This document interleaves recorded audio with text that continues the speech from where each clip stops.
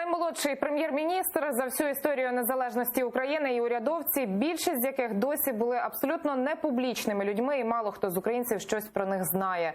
Такий Кабмін напередодні увечері затвердила Верховна Рада 9-го скликання.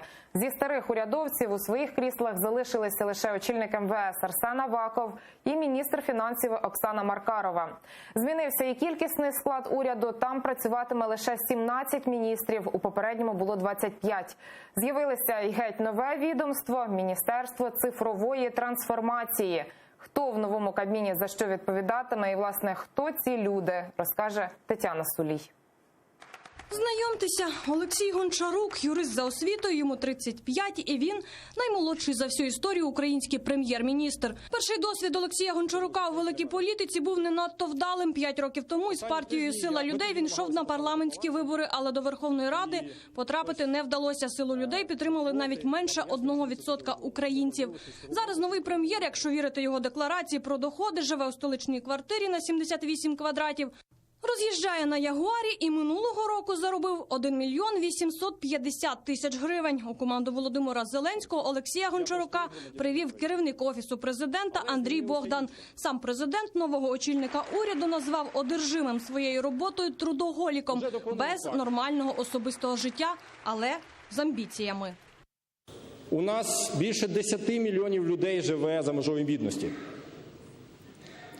У нас війна на Сході.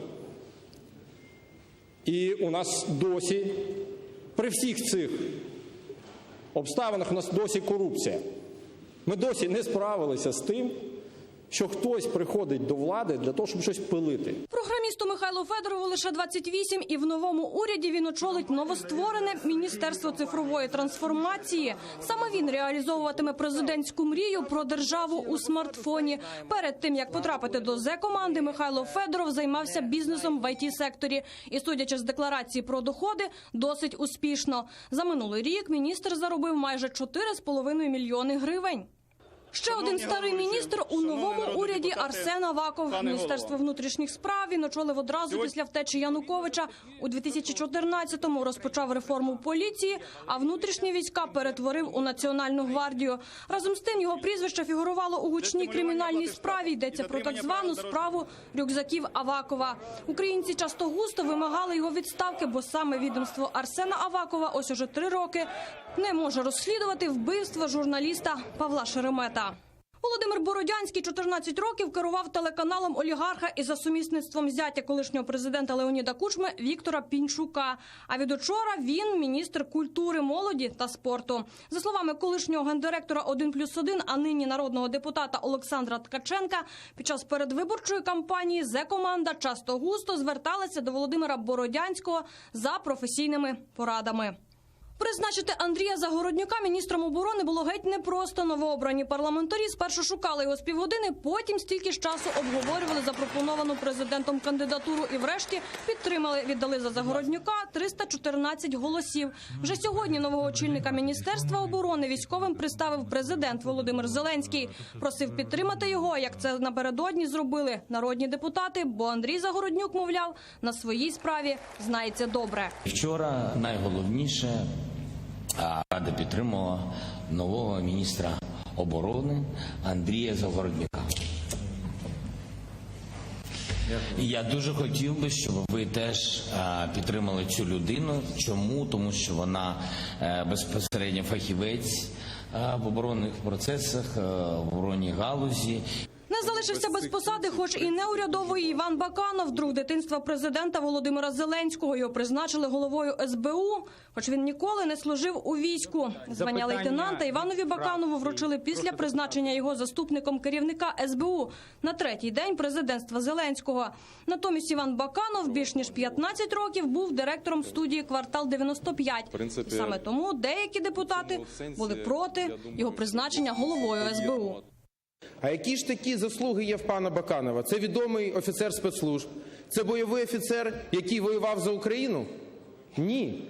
Це сусід Володимира Олександровича ще з дитинства. Це генеральний директор студії «Квартал 95». Вибачте, а кого ми зараз обираємо? Голову Служби безпеки України чи голову Служби безпеки 95-го кварталу? Нам казали, закінчилася епоха кумівства. А що, почалася епоха сватовства? З ким разом сватів знімали? Чи епоха сусідства? Хто добрий сусід? Хороше питання, і, як на мене, відповідь вже є очевидною. Замість Юрія Луценка у крісло генпрокурора сів Руслан Рябошапка. На відміну від попередника, у нього є юридична освіта. За часів президентства втікача Януковича він був головним борцем з корупцією, а в уряді Азарова працював в команді тодішнього міністра юстиції Юрія Лавриновича.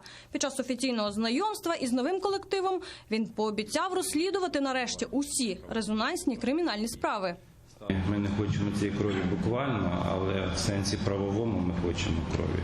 Кожен тиждень хтось має бути притягнутий до відповідальності із високопосадовців. Якомога більше активів, грошей, які були вкрадені в цієї країни, і наших людей повинні бути знайдені і повернуті країні. І, власне, це буде нашим основним пріоритетом на найближчі роки.